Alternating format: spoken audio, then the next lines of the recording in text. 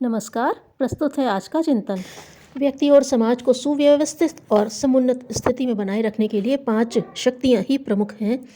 1 शासन, 2 धर्म, 3 विद्या, 4 कला, 5 धन। आज विज्ञान का युग है। भौतिकी एवं विज्ञान के तंत्र के अभाव में समाज की प्रगति की कल्पना ही असंभव है।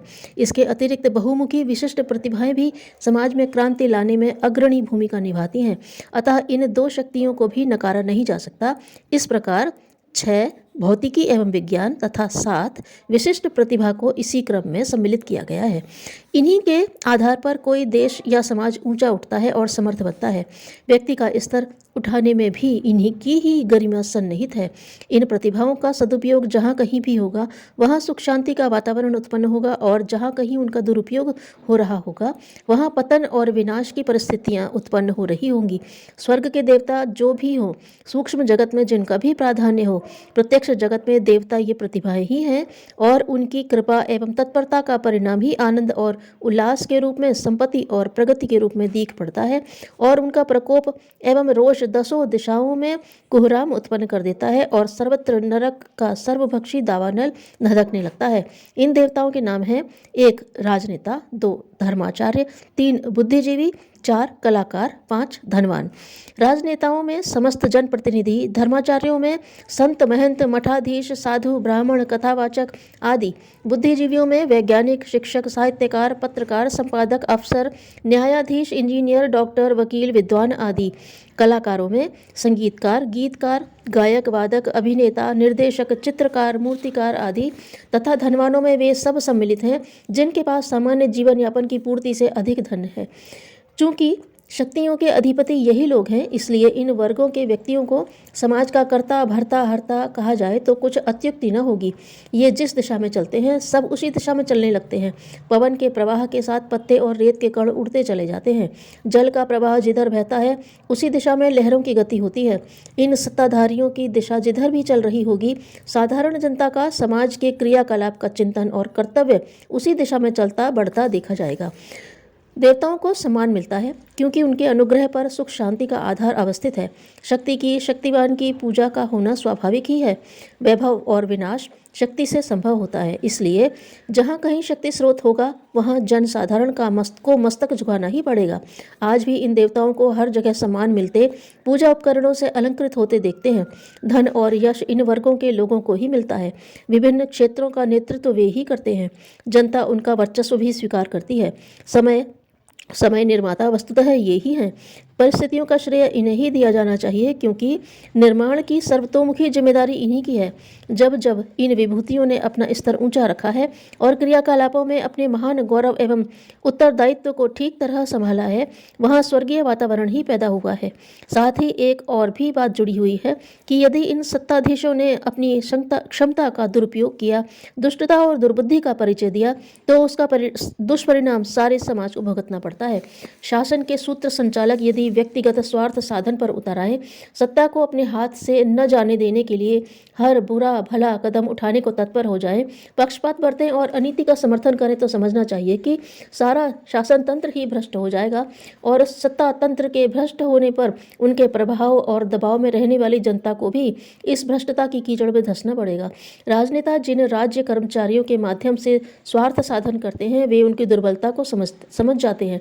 उनका जितना काम निकालते हैं अपना उससे 100 गुना अधिक काम बनाते हैं, और जिन तरीकों से यह स्वार्थ साधन की प्रतिक्रिया चलती है उससे अधिकारी का जितना स्वार्थ सिद्ध होता उससे 100 गुनी शक्ति जनता की उससे 100 गुनी क्षति जनता की होती है। मान लीजिए एक मिनिस्टर 1000 रुपये प्राप्त करना चाहता है, वह अपने संपर्क में रहने वाले इंजीनियर से लेगा। इंजीनियर ठेकेदार से 1 लाख वसूल करेगा, और ठेकेदार इस लाभ को देने के लिए जितना खराब और घटिया काम करेंगे उससे जनता को 1 करोड़ की क्षति उठानी पड़ेगी। घड़ी में चाबी 1 मिनट में लग जाती है, उसका कसाव 24 घंटे उस मशीन को चलाता रहता है।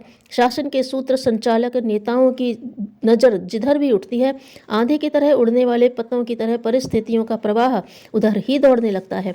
राजतंत्र भौतिक जगत पर शासन करता है और धर्म भावना के अंतर जगत पर। धर्माचार्य जनता की आस्था, श्रद्धा, भावना, आकांक्षा, मान्यता एवं दिशा का निर्माण करते हैं। वे सही हो तो बुद्ध, गुरु गोविंद सिंह विवेकानंद, गांधी आदि की तरह कोटि कोटि मानवों की चिंतन प्रक्रिया को उत्कृष्टता की दिशा में मोड़ सकते हैं, पर यदि वे भ्रष्ट हों तो वह अनाचार उत्पन्न करते हैं जो धर्म के क्षेत्र में फैले हुए अंधेरे के रूप में हमारे सामने है। पाखंड, प्रवंचना, प्रमाद, भ्रांति, काल्पनिकता के जंजाल में जनता को किस बुरी तरह उलझाया जा सकता है, यह आज हमारे सम्मुख है। यदि धर्माचार्यों का स्तर ऊंचा रहे और वे लोक मंगल के अनुरूप कार्य पद्धति अपना लें तो आज भी ऋषियों का यह देश पूर्व काल की तरह महामानवों की ही भंडागार दिख पड़े। तीसरा वर्ग शिक्षकों का है। इसमें केवल अध्यापक ही नहीं आते, वे लोग भी आते हैं जो लोगों के सम्मुख सोचने की सामग्री प्रस्तुत करते हैं। इन्हें बुद्धिजीवी कहा जाना चाहिए। ज्ञान का विस्तार जिन लोगों के द्वारा होता है, जनसाधारण की समझ को जो प्रभावित करते हैं, वे सभी लोग शिक्षक वर्ग में आते हैं। इतिहास या भूगोल पढ़ा देना तो पढ़ाने वालों का काम है। यही अध्यापक वर्ग छात्रों के संपर्क में रहने के कारण उनके चिंतन को परिष्कृत बना सकता है और शिक्षक की भूमिका भी संपादित कर सकता है। इसके अतिरिक्त साहित्यकार भी इस वर्ग में आते हैं। उनकी रचनाएं स्वांतः सुखाए लिखी भले ही गई हों, पर जब वे प्रकाशित होती हैं तो लोकमानस को प्रभावित करती हैं। किसी समय के साहित्य को देखकर यह अनुमान लगाया जा सकता है कि उस समय समाज में सर्वसाधारण की मानसिक स्थिति किस स्तर की रही होगी। व्याख्यानदाता, समाजसेवी, आंदोलनकारी, रचनात्मक कार्यों में लगे संलग्न संस्था संचालक एवं अन्य प्रकार के लोक सेवी वर्ग को भी बुद्धिजीवियों की ही श्रेणी में गिना जाना चाहिए। बुद्धिजीवी का अर्थ बुद्धि के द्वारा आजीविका कमाने वाले नहीं हो सकते। इस परिभाषा के अनुसार तो वकील, दलाल, क्लर्क, मुंशी से लेकर ठगी का धंधा करने वालों तक को भी लोग बुद्धिजीवी कहलाएंगे। ठगी का धंधा करने वालों तक सभी लोग बुद्धिजीवी कहलाएंगे। बुद्धि को जीवंत प्रेरणा देने वालों को बुद्धिजीवी कहा जाना चाहिए। इस वर्ग में ही वे सब लोग सम्मिलित किए जा सकते हैं जो किसी न किसी प्रकार जनसाधारण की भावना, विचारशीलता, चिंतन प्रक्रिया एवं मनोदशा को प्रभावित करते हैं। पढ़ने, सुनने और देखने की प्रभावपूर्ण सामग्री प्रस्तुत करके यही वर्ग जनसाधारण के मस्तिष्क को गति देता है और उसी की प्रेरणा लेकर लोग अपनी कार्य पद्धति निर्धारित करते हैं। आज की पथ भ्रष्टता एवं विकृतियों के लिए यह बुद्धिजीवी वर्ग ही अधिक जिम्मेदार है। यदि उनकी रचनाओं, अभिव्यंजनाओं, उपदेशों, प्रतिदानों में जनमानस का स्तर ऊंचा उठाने वाली प्रखरता भरी रहती, उनके चरित्र और आदर्श ऊंचे होते तो कोई कारण नहीं कि जनता नीचे स्तर का चिंतन करे और निकृष्ट कर्तव्य को निर्लज्ज होकर अपनाए। चौथा वर्ग कलाकारों का आता है। संगीत, गायन, वादन, अभिनय, चित्रकला, मूर्तिकला आदि इसी श्रेणी के क्रियाकलाप हैं। इन सबका समन्वय सिनेमा में हो गया है। इन दिनों लोकरंजन के पुराने माध्यम प्रायः समाप्त हो गए हैं। कठपुतली, रीछ वानर, नटबाजीगरी, सर्कस, नाटक, अभिनय आदि के मनोरंजन यदाकदा ही दिख पड़ते हैं और उनका भी स्तर तथा विस्तार दिन दिन घटता जा रहा है। इन दिनों एक प्रकार से राष्ट्रीय सर्वमान्यता संपन्न मनोरंजन एक ही रह गया है, सिनेमा अथवा दूरदर्शन। कलाकारों को आश्रय अब इसी वृक्ष के नीचे मिलता है। जनता की कला और विनोद की रुचि भी यही पूरी होती है। चित्रकला, मूर्तिकला आदि का अस्तित्व मात्र ही बाकी है। मूर्तियों में देवी देवता और चित्रों के अर्धनग्न वेश्या जैसी भाव भंगिमा वाली कामिनी और रमणी की फूहड़ तस्वीरें ही जहाँ तहाँ छपती बिकती देखी जाती हैं। नर और नारी की शालीनता और गरिमा को प्रस्तुत करने वाले चित्र तो समुद्र में बूंद जैसे जहाँ तहाँ दिख पड़ते हैं। पांचवी शक्ति धन की है। धनवान लोग अपने वैभव, ठाट बाट और ऐश आराम का जो स्वरूप बनाते हैं, उनसे जनसाधारण की लालसा भड़कती है और हर व्यक्ति वैसे ही उपयोग के लिए लालायित होता है। सीधे रास्ते धनी बनना तो कठिन है, जल्दी का रास्ता अनीति और बेईमानी का ही दिख पड़ता है। सो धन से उपलब्ध ठाट बाट प्राप्त करने के लिए सर्वसाधारण का जी ललचाता है। वह अपराधों का रास्ता अपनाकर धनी बनने के लिए अग्रसर होता है।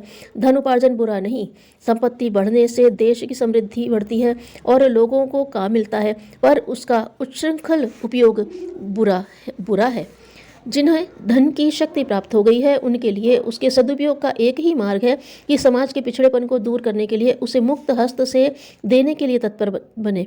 आज जितना धन लोगों की तिजोरियों में, बैंकों में, सोने चांदी में, जमीन जायदादों में, ठाट बाटों में रुका पड़ा है, यदि वह उस अनुदार निष्ठुरता के लालच और लिप्सा के चंगुल में से निकाल कर लोक मंगल की सत प्रवृत्तियों उत्पन्न करने एवं बढ़ाने में लगाया जा सके, तो इतने रचनात्मक कार्यों का उद्भव हो सकता है जिससे जनसाधारण का आर्थिक और नैतिक अभाव पूरा कर सकना कुछ भी कठिन न रहे।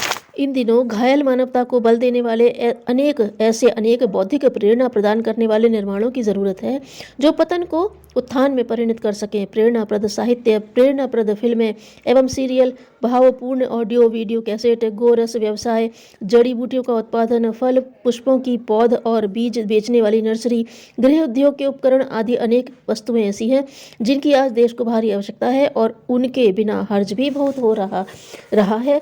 पर चूंकि कम लाभ के व्यवसाय में धनिकों की रुचि नहीं, इसलिए वे सभी उपयोगी कार्य एक प्रकार से रुके ही पड़े हैं।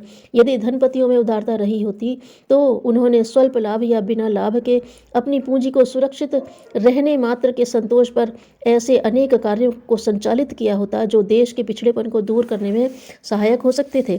इसी प्रकार विभिन्न क्षेत्रों में पिछड़ेपन को दूर करने के लिए संलग्न होने वाले अनेक लोक सेवियों के निर्वाह व्यय के लिए पैसे देकर कार्यकर्ताओं की एक बड़ी सेना खड़ी की जा सकती है। और जो लोग परिवार की पोषण व्यवस्था न होने के कारण अपनी प्रतिभा सिकोड़े बैठे हैं, उन्हें आगे बढ़कर जौहर दिखाने का अवसर मिल सकता है। विचार क्रांति, नैतिक क्रांति और सामाजिक क्रांति का रथ साधनों के अभाव की कीचड़ में धंसा अवरुद्ध खड़ा है। इसे अधिक सहायता देकर आगे बढ़ाया जा सकता है।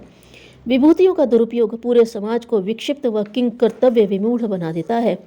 विश्व परिवर्तन विभूतियों के बदलाव के प्रयासों से ही संभव होता है। धन्यवाद।